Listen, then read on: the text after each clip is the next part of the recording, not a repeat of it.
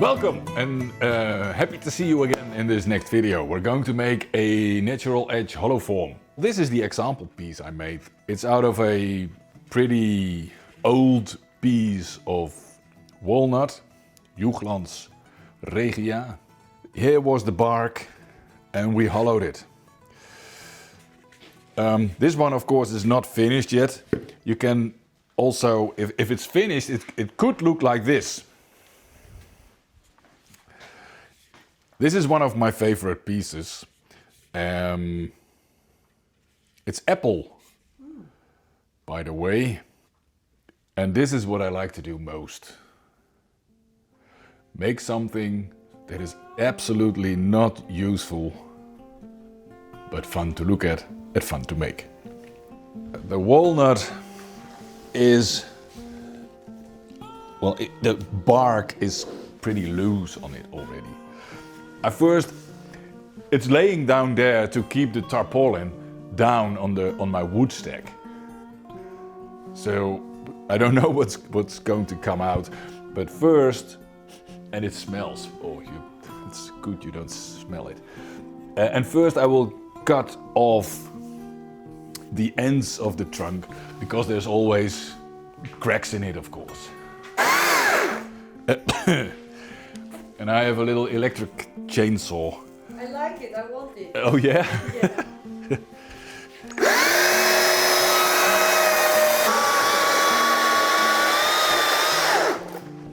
Always when you use a chainsaw on the internet, everybody's going to tell you what you're doing wrong. So put your comments down below.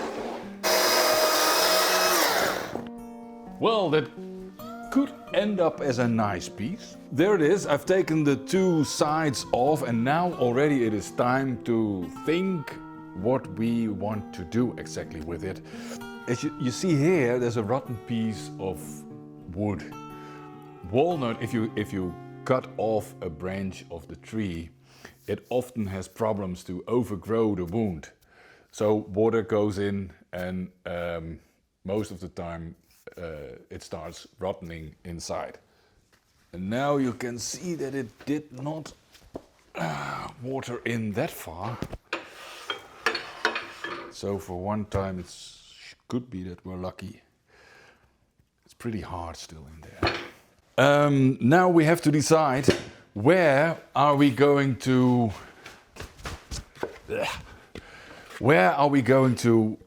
have the opening. This part is open and I have to decide now where do I want to have that part. And as we make, here's the difficult part, we're going to explain something.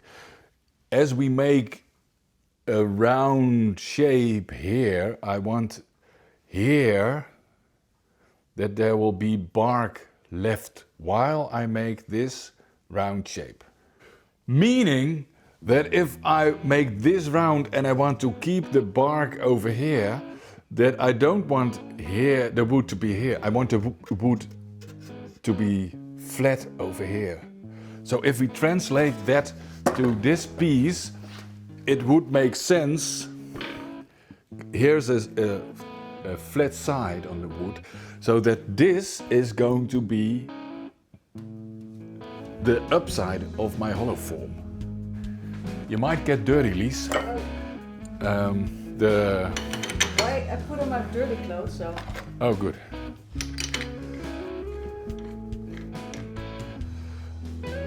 There it is again. You might have seen this in my videos before. I use it quite a lot. It's the big spur from One Way. Ow! Ah! Something bit me. This is very dangerous. I don't know what it was. Let me see. Well, it's not yet much to see. It bit me here. Oh my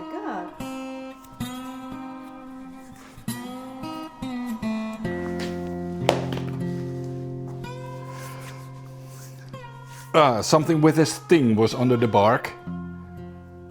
Oh yeah, there's... Like a wasp or something. Yeah, I think so. The queen wasp. Trying to survive this cold winter. we found the little bastard. He or she, it's a she I think, I don't know anything about wasps. But you see, wood turning is dangerous. This is going to be a terrible video. We're going, let's move on. Forget about the wasp. Wasp, sorry.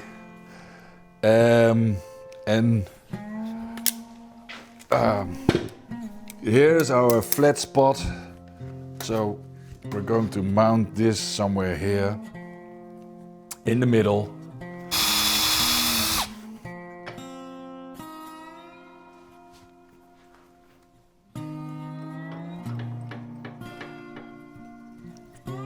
And we can start. I can take the corners off with my little electric chainsaw, but as this wood is not that tough to work with, I can also do that with my gouge. I have to be careful though, because the bark is all loose already. Look out for wasps. Yeah, oh yeah, the rest will come off while turning. My company is called de houtdraaierij.nl. That means the woodturnery.nl in the Netherlands. And we have developed a sort of an allergic reaction when we hear people say, the wood kind of told me what it wanted to be. We hardly ever do that. There's one exception, and that's what's in the lathe now. Because here the wood will dictate my shape. Let me explain. I want to have a big opening over here. And it's in the lathe now like this. This piece is mounted like this. I'm going to treat this side of the wood as if I'm turning a bowl. But I want to make sure that there is a lots of bark left over here.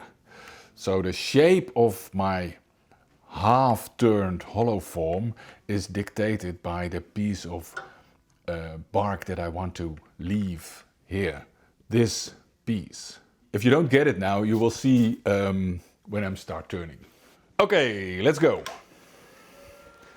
Find ourselves a speed that we're comfortable with. It's just over 600 RPMs.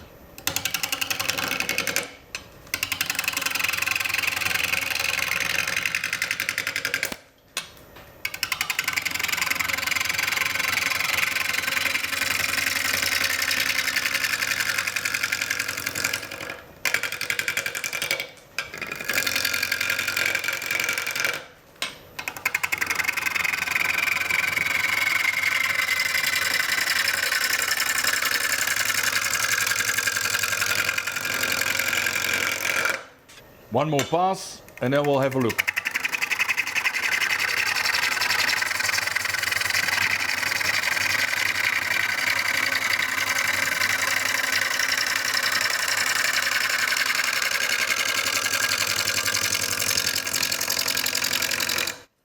Oops. That went a little bit too fast. I wanted to have more bark over here. And over here you see I have lots to take away before I get a shape. So what I do now is remove my revolving center, my live center, and move it a little bit more in that direction. So that I don't take away wood over here and I do take away wood over here. So be aware now, if you start your lathe, be sure that you know that it's out of balance. So don't start at the old speed, but start a bit slower and speed it up once you're feeling good and safe. There we go again.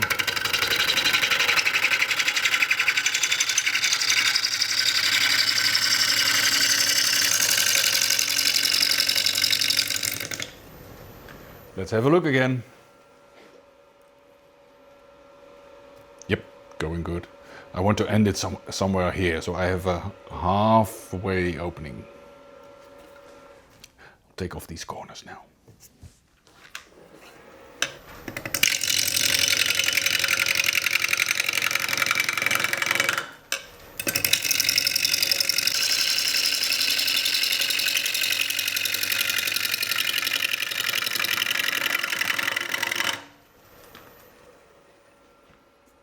I have to take some off here, that's good. Then I lose this spot maybe, and here I will, this has to get smaller. So I'll just continue.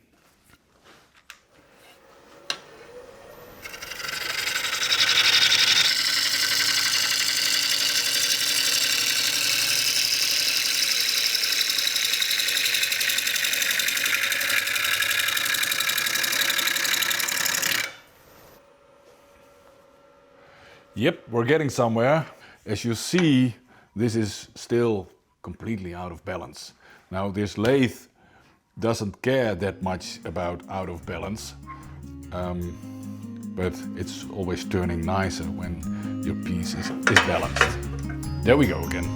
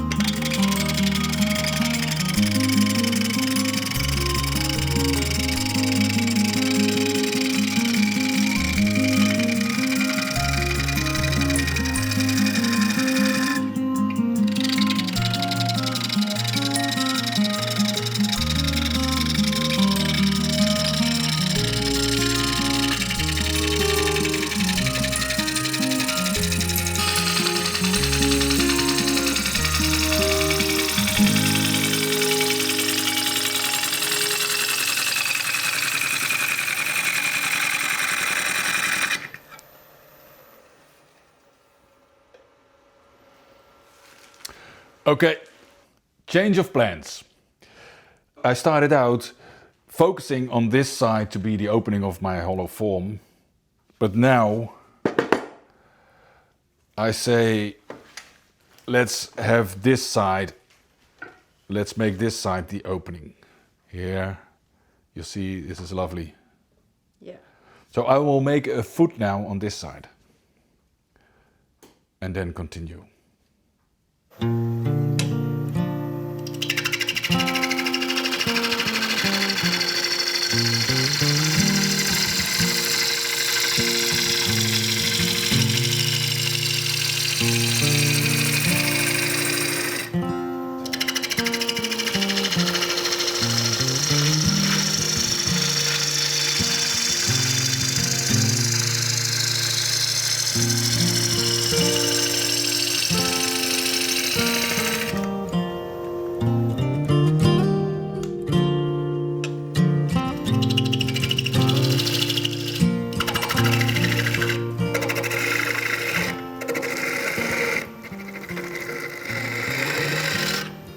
If you look at the shape now and you agree with me,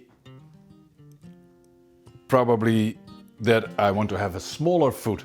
It looks, the base of my hollow form should be smaller. I'd say something like this, 4 millimeters or something like that.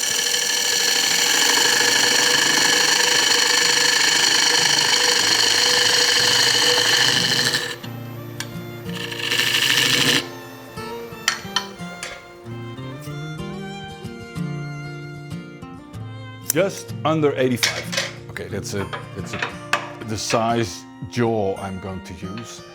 Now you see I have plenty of room to reshape a little bit.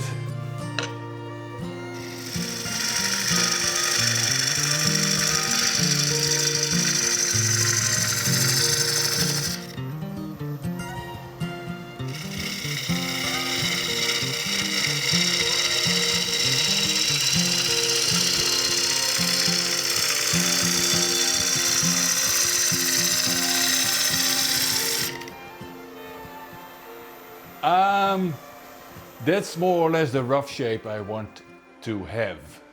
So I'm going to take it out of the lathe, get a different type of chuck and remount it so that I can start the hollowing and finish my shape on the outside.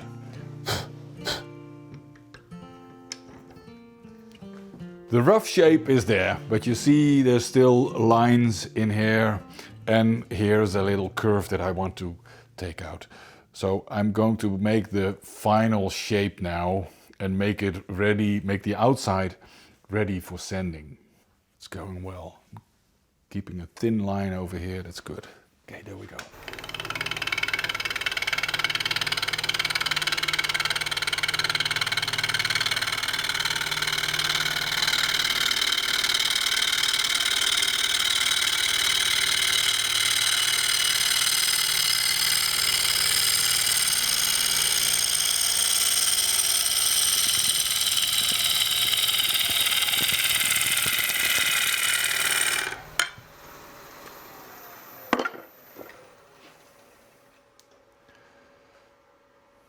Okay, cool. And then finally the hollowing process can start. Hollowing most of the time starts with drilling a hole. There's all kinds of different ways to drill a hole in a piece like this, of course. Now we do it with a drill. Whoops. And there we go.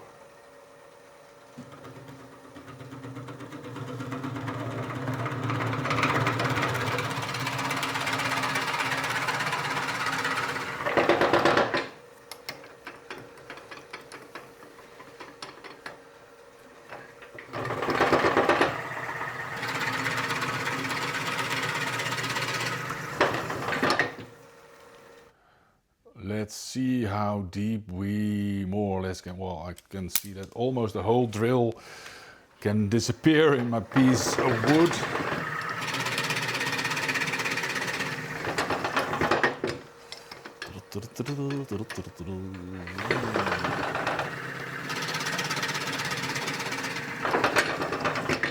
When I hollow a form this size, and smaller also, by the way, I most of the time grab this hollowing tool. It's the Pro Form made by Woodcut from New Zealand. It's a pity these guys don't live closer by. It's a cutting HSS tool that I can sharpen every time I want. Well, I simply like the tool. It's nothing more or less. And it cuts in a brilliant way.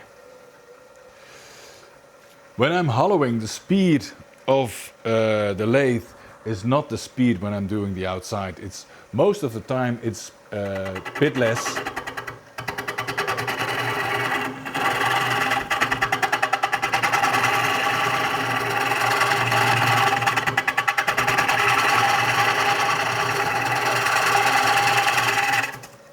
And I try to make a pivot point over here and move with my body. Well, you'll see in a minute.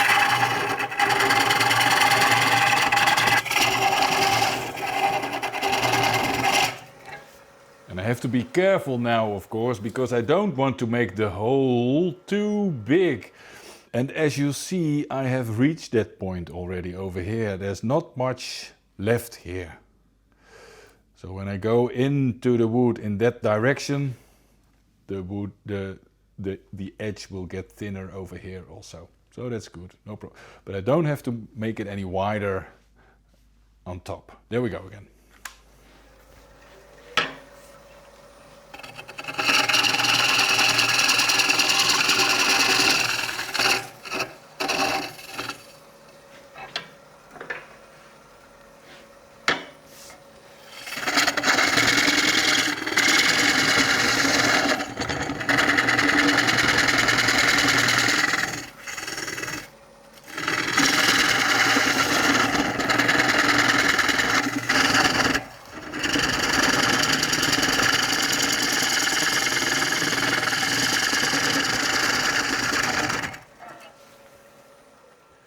We've created the first part of the hole. I drill a few holes. It's easy for me now to look at the wall thickness. And the other thing is, if I make a few holes like this, the shavings go out through these holes.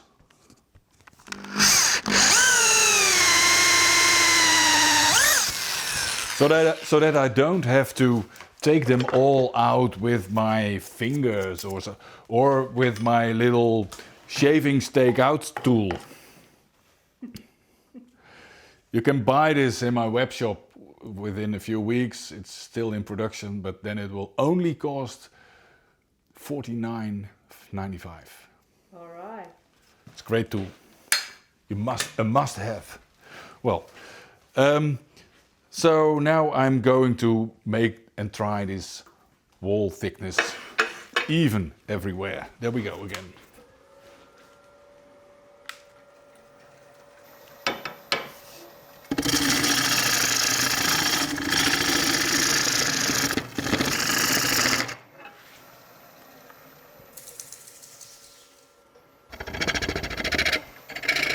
Going in a bit deeper.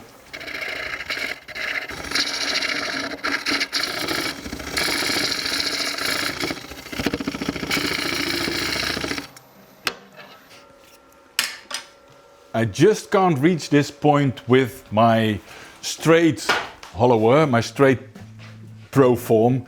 So I'm going to make a little undercut with a bended one. Look, there's the straight one and there's the bended one. Well, you'll see. You'll see why. There we go.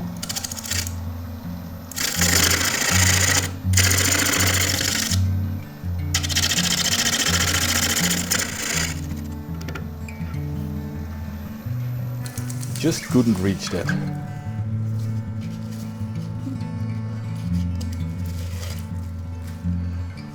Cool.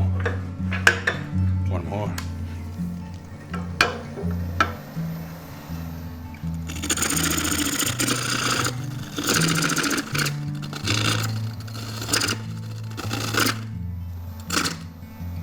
You see, that was a very aggressive cut. As far as I'm concerned, it was way too aggressive because the room between the cutter and the shavings limiter was way too much. So I will reduce the amount of space between them. That is way less aggressive. So let's go in again.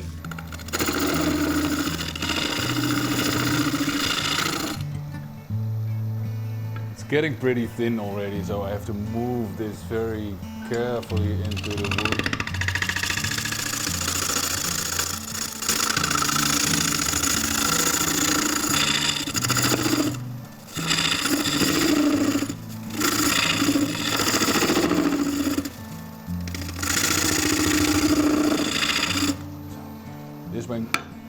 This one can go out, and we continue with the straight one.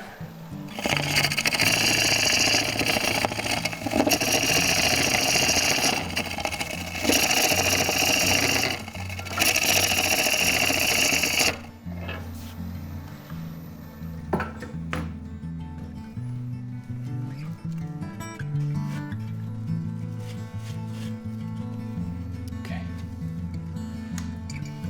If you want, you can have a cup of coffee, Lise. People don't have to watch me hollowing this for 20 minutes.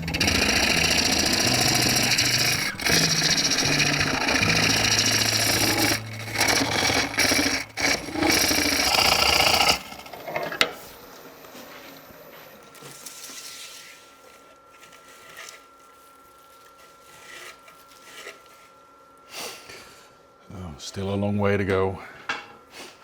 Oh, you're still watching. Good. I have to, maybe it's nice to see, this wood is already pretty long time outside, and when I cut this tree, the tree was already dead for 2 years or something like that. And therefore you see that if you have fresh walnut, this part is dark brown. This part is beautiful white. But you see here, as the wood is pretty old already, that, well, these colors faint a little bit. White is not... There's one commissioned piece over here.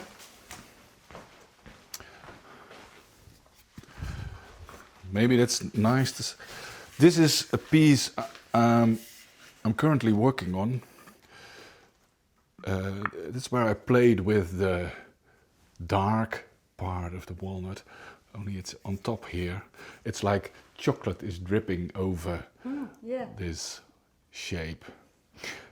And I must say that I enhanced these colors a little bit by putting on oil on the brown part and bleach the white part a little bit. Beautiful. Yep, I thought so. Yeah. Okay, one more pass and then I will start scraping the ridges out.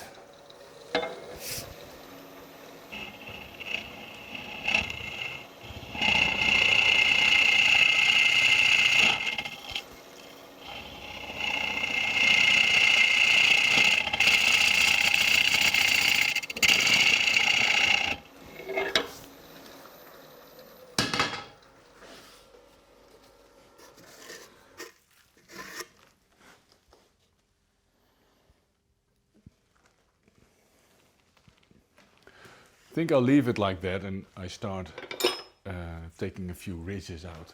I always have ridges. So I will take them out with a scraper, and this scraper blade used to be about this big. More than twice the size, but well, you have to grain the shape, you have to grain a scraper as well, of course. So let me now take some very light and delicate cuts.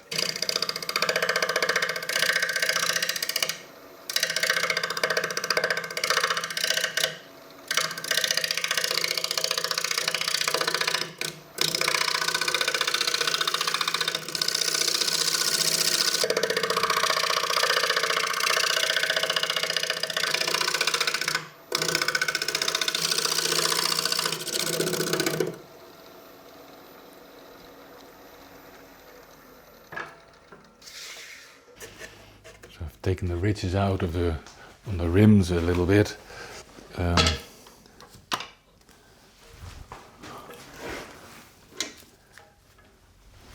one on the bottom. It's a Robert Solby scraper, by the way. Yep.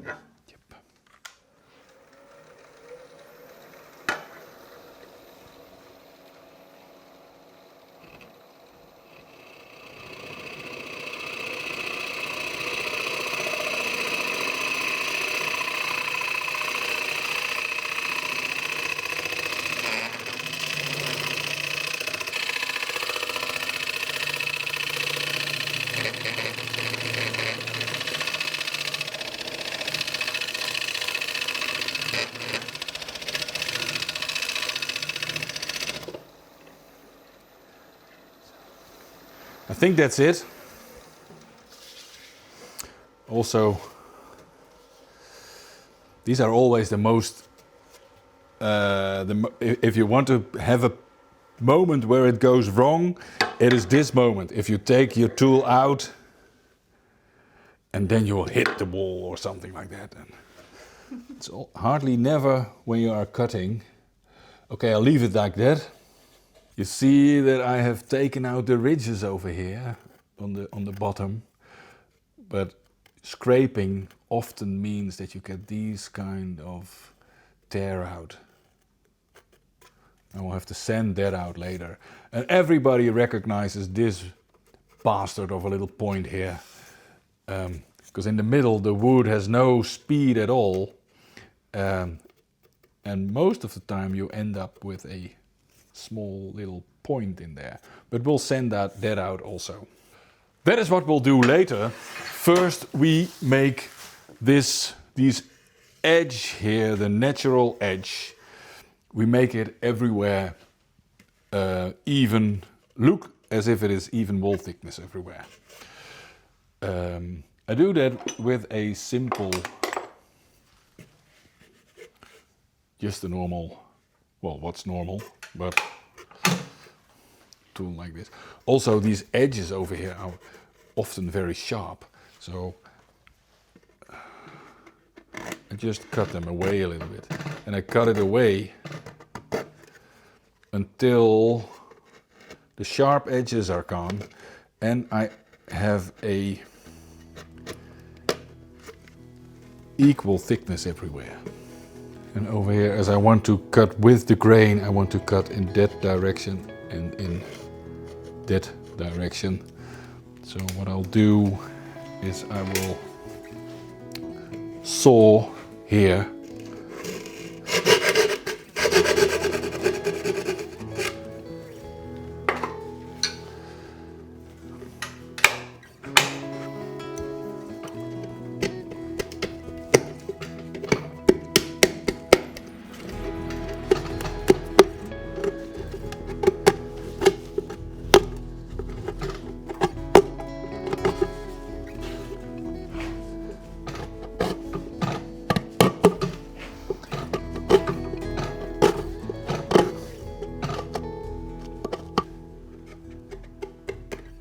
Then before we do the finishing, or actually we start the finishing now with the sanding, I have some homemade jigs with Velcro on it. Bit of Abranet. And smoothen these edges a little bit.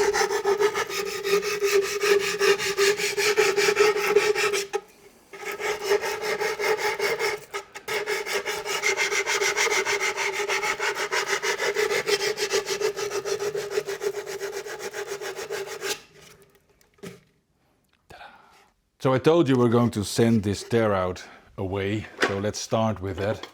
I have therefore a drill extension.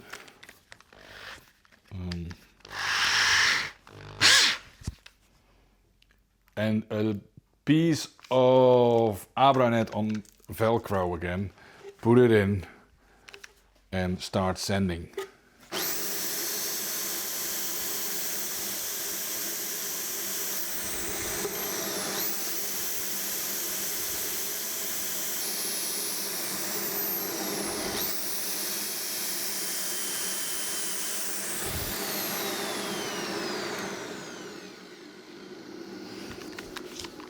And for the walls, I use another drill extension.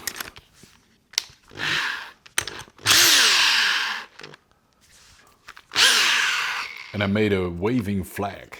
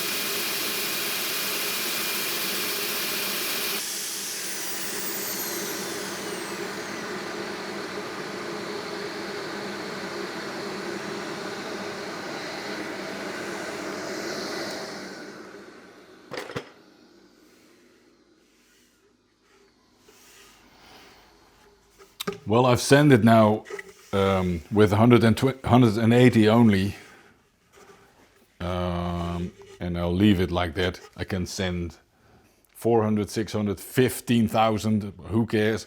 Well, I don't never do that, but I won't. I leave it here because I'm not wearing a dust mask, so we'll skip this. I think you get the point around here that you have to sand it.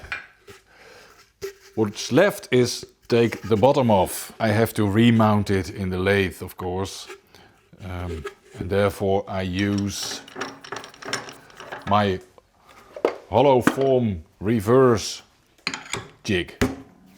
That's a flats. Get my tailstock back in. Put my revolving center in it.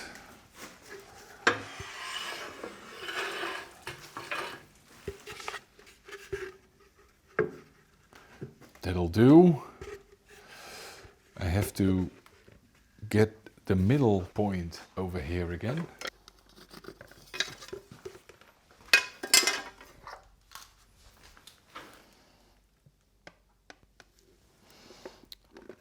Ooh, soft wood over there.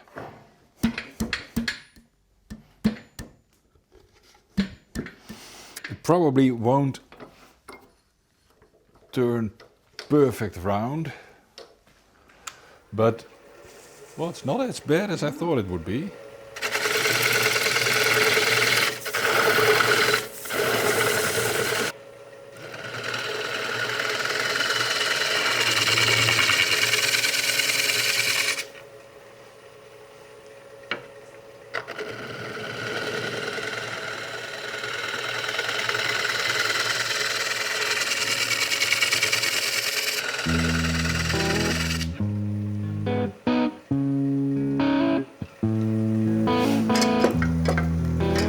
Bit of sanding.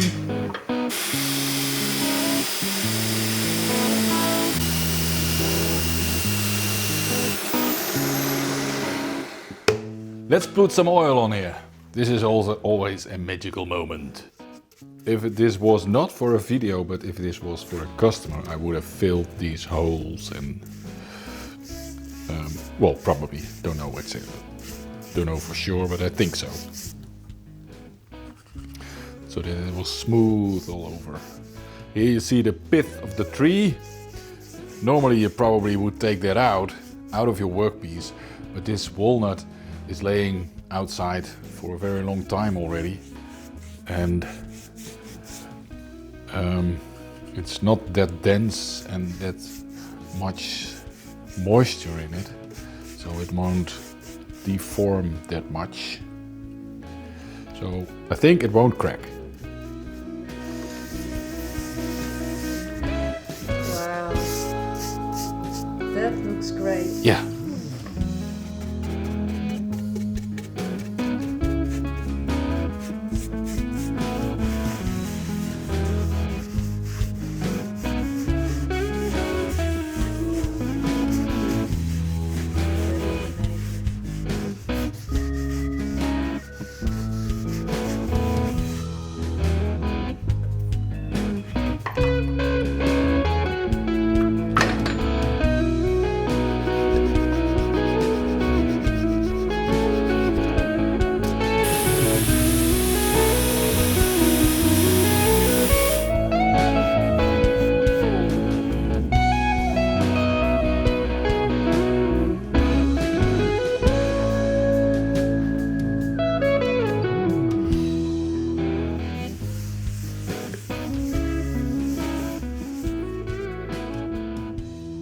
And now I am curious what you would make out of this.